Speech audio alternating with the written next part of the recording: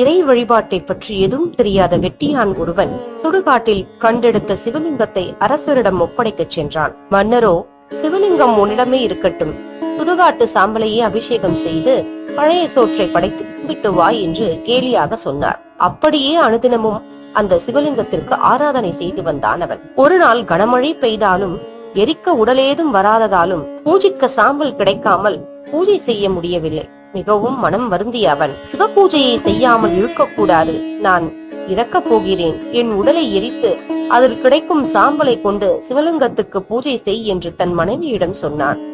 ஆனால் அவன் மனைவியோ தன் உடலை எரித்துவிட்டு சாம்பலை எடுத்துக் கொள்ளுமாறு கூறி தீயில் விழுந்தாள். கணவன் மனைவி இருவரது பக்தியை மெச்சிய கடவுள் காட்சியளித்தார், அவருக்கு உயிர் கொடுத்தார்.